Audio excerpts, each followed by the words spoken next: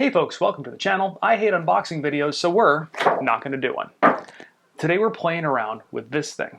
So welcome to Tech Tuesday, where we give you thorough and honest reviews of technology. We will install this thing, play around with it, and then at the end of the video go over all the pros and cons so you can make an informed decision. Now, full disclosure, this was sent to us by Eufy. However, Eufy never tells me what to say in my videos, which is why I actually do reviews on them, because I would never do something where I'm being scripted. Now, what this thing is I got to look off camera to read it over there because it's got a long title, so follow along with me. It's the 4K Ultra HD 4G Wi-Fi and Forever Power camera, or the 4G LTE S330 cam for short. So I'm going to try as quickly as I can to explain what all that means. So this is a 4K camera that you can mount on the front of your house. It's got a little light that's supposed to illuminate the good guys and bad guys so they know they're being watched. The camera does have a pan and tilt so it can follow people around, and inside this little box it's got a battery, which means you don't have to plug this thing in.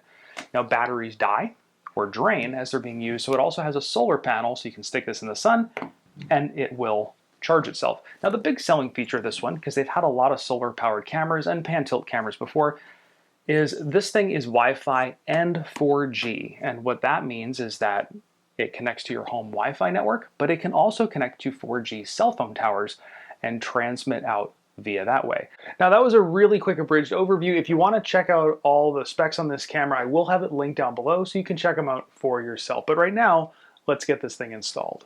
Now, to install it, we first have to install it to the app, and that is always done through the phone, just like every other Eufy app. So you're going to download the Eufy app onto your phone, sign up for an account if you haven't already done that, and then in the app, you're going to hit the little plus button. Then we're going to find the device. In this case, it is a battery camera, so we're going to go to battery camera and scroll down until we find the 4G LTE Cam S330, which is what this thing also is. It's got a bigger, fancier name on the box. So we're going to add it to our home.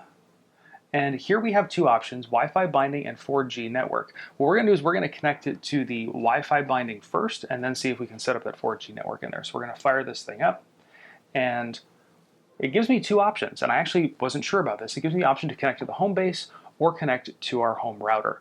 In my case, I want to connect it to the Homebase because I already have the Homebase 3 set up in my house. We're going to do that and get this sucker going. So we're going to scan the QR code here on the back of the camera,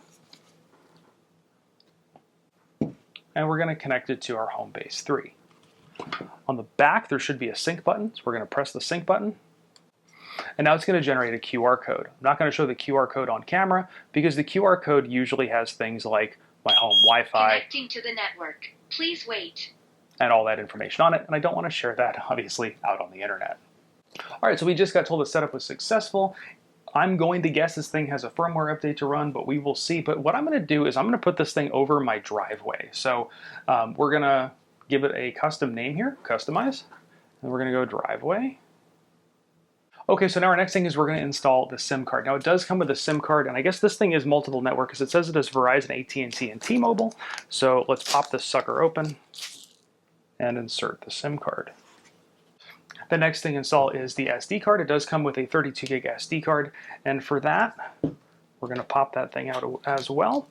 And for this one, you're going to take the camera and rotate the camera head down to expose the SD card slot. Pop that thing open and insert the SD card. So now with both those cards in, we're going to go back into the app and close out of that. Now it's time to actually put this thing on the front of the house. Now my plan here is I'm actually going to be using the same mount as my other camera because from what I can tell, the mounts are the same. So we've removed the old camera. Let's bring it downstairs. We're going to switch them out. Now, as I'm getting ready to install the new one, I want to point something out. So this is the S330. This is the one that I just took down. And the solar panel, you can either mount the solar panel remotely or you can mount it straight to the top. There's a little mount right here, and you can screw it right to the top. The other one, though, you see here, there is no way to mount it to the top. You basically have to mount the solar panel to your house somewhere. Now, that is nice if you have to mount it remotely, but if you don't, if your camera is already in the sun, now you have to put two mounts on your house and drill a couple more holes, which isn't that big of a deal, but for me, I don't want to drill more holes in my house. So what I'm going to do is 3M to the rescue. I'm going to 3M tape this sucker to the top. So you can see here what I've done. I've taken some 3M double-sided tape, put it right there, and stuck the mount right at the top of the camera. Now the solar panel can mount to this, and it's all going to be held up by one bracket. So now with our solar panel 3M mounted to the top of our camera, we're going to stick it back on the bracket on the front of the house, and then we're going to see how it performs. So now it's time for the test that we've been doing on all the cameras, and that is reaction time. How long does it take for that camera to notice motion and for me to get an alert on my phone? So how we do this is I get my stopwatch going on my phone, I come around the corner, and when we get the alert, we know how long it took. It's going to be a little bit different on this one though, because we have 3 different tests to run. We're going to test it first right now with it hooked up to the cellular network, then Wi-Fi, and then the third is going to be connected to the Homebase 3 and see if there's a difference in reaction time. Right now I have everything set up for the most efficient notifications. That means we should be getting it the fastest this thing could get it to us. So let's get going. I'm going to walk out into the field of view, and I'm going to cross into the field of view right now. I'm watching my phone.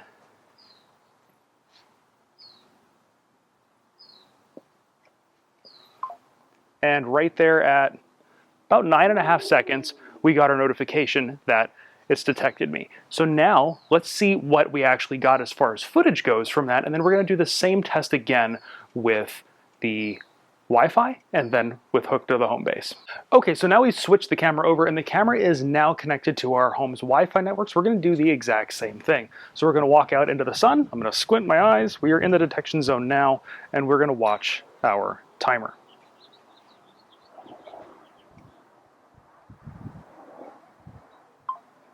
And it looks like right about the same amount of time, right around 9 seconds is where I'm getting the alert on this one. So now I want to try something because supposedly this should work.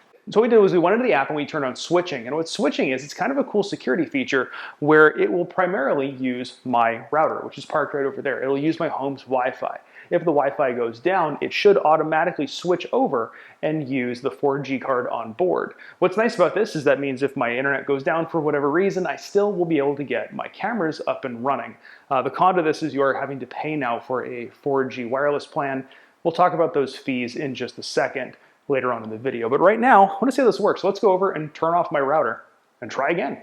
All right, so plug is right here on the back of the router. And you can see my router is off. No lights. Let's give it a shot and see if it works.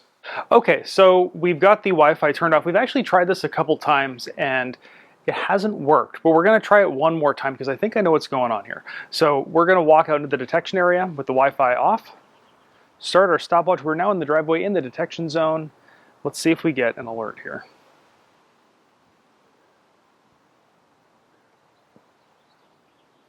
We're in that alert time. I still have not gotten a notification. We're at, there we go. So we're at 18 seconds.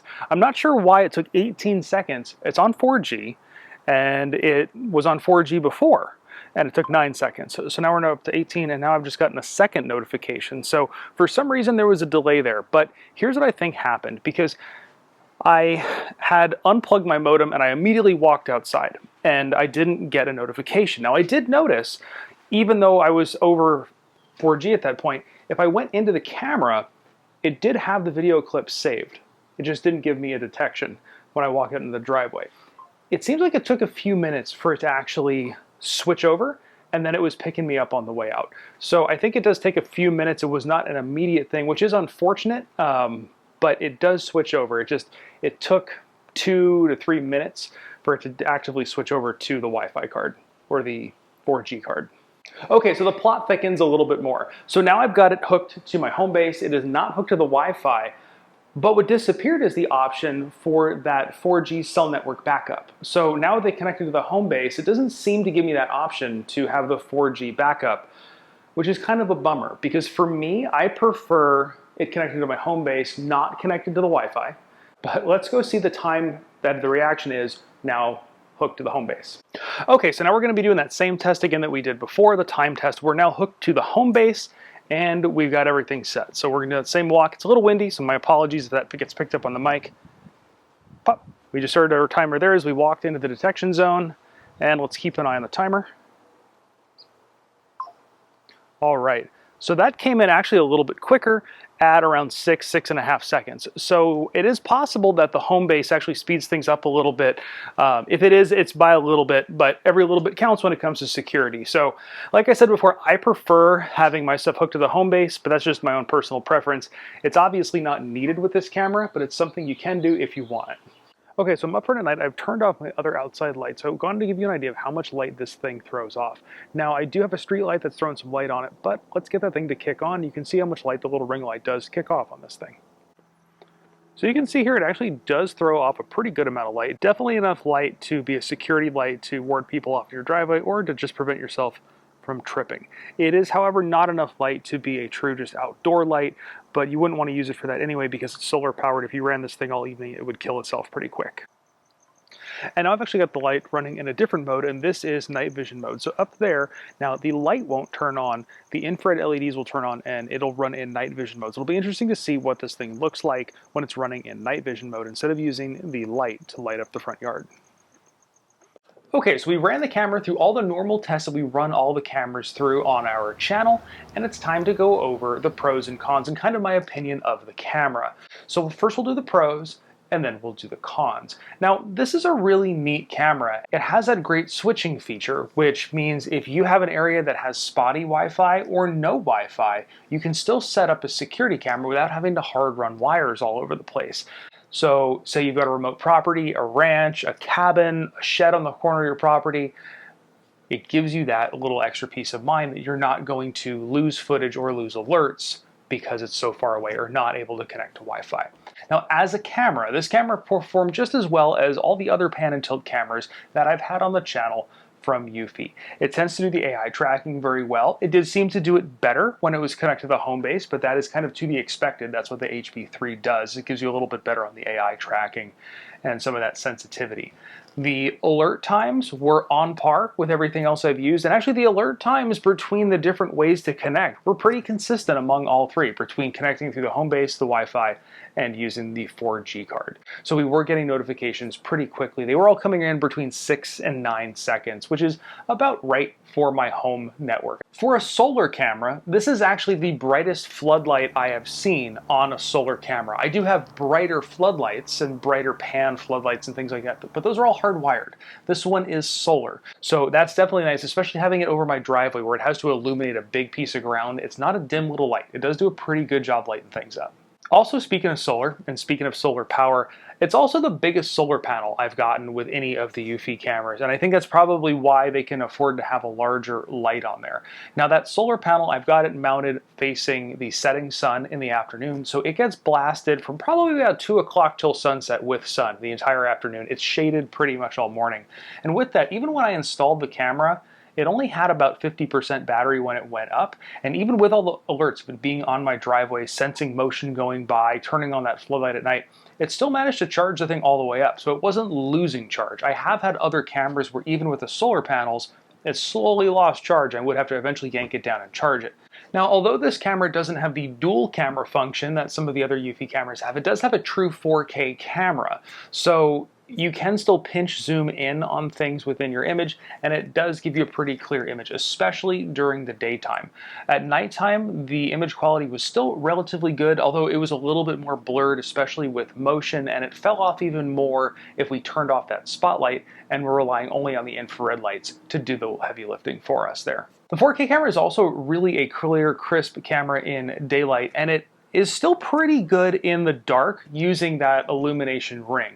Where I did see a lot of fall off with it though was once it went to the IR, there was a lot of blur and issues. So at a distance, you're gonna have some trouble recognizing a face if that's what you need to do with the camera. So now nothing's perfect. There are obviously going to be cons. So now we're gonna go over the cons of this camera. And to be honest, like a lot of these cons are not really necessarily cons. They're more just things to consider so you can decide whether this particular camera is the camera for you and your use case. If you're using the 4G, you're having to pay a 4G service fee for it.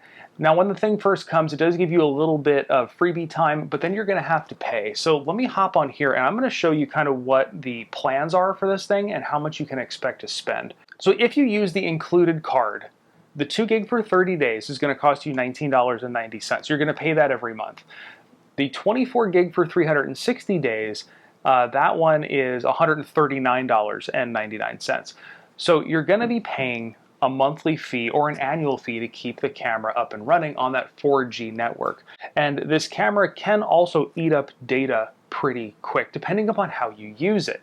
Now, I managed to go through 15 meg of data in my first day of using it, and I blew through my quota within the first couple of days, not even the first week. They give you a free 100 meg package. I went through that in 2-3 days. But the reason I went through that was I kept downloading videos off of the camera, and that's where it's eating data. This camera, when it's operating in 4G mode and in Wi-Fi mode, it's saving all the footage on the SD card in the camera. It's only eating up a little bit of data to send a signal to your phone to let you know, hey, I've sensed motion. It's only going to pull large amounts of data if you're actually streaming the video to your phone, because it's having to push the data off. That's when you're going to really chew through data. So if you're the kind of person that's going to be constantly watching the footage coming off your camera, you're going to chew through data really, really quickly, and you're going to blow through that plan real fast. Now, if you're setting this up as a security camera and you're never going to look at the footage on the thing until something happens, you may never run through your data. So this is why I'm saying it's a con, but it's not a con depending upon your use case. Now, everything that I just talked about with the 4G situation is a con unless it's what you're looking for. And if you've got like a cabin that's in an off-grid situation, or a piece of property, or a shed that's out of the range of your Wi-Fi network, or you just have a spotty, sketchy Wi-Fi network, this is exactly what you're looking for. The next major con that I ran into is I have all my cameras set up on my Homebase, and this thing right now doesn't switch between the Homebase and the 4G. So if the power on my house goes down and my Homebase loses power, I'm dead in the water, because that thing would be saving data from the camera to my Homebase, but now it's got nothing and it's not going to switch to 4G. Now, speaking of that switching, another thing that we ran into was the first couple times I tested this, what I did was I just unplugged my Wi-Fi router and I ran outside to see what would happen, and nothing happened. I got no notification. And I did it several times, and then finally it started working. So I tried it again, and I reached out to Eufy to find out what was going on, and they confirmed that it does take about 5 minutes between this thing losing Wi-Fi signal, realizing it's lost Wi-Fi signal, hopping onto that 4G network and getting connection to everything. It takes about 4 to 5 minutes. You are going to have 4 to 5 minutes of downtime. The good news is it's still recording. So if anything happens during that 4 to 5 minutes, it's going to save it to your SD card. Now, let's say in the worst case scenario, a bunch of ninja bad guys come to your house with loppers and they cut the power.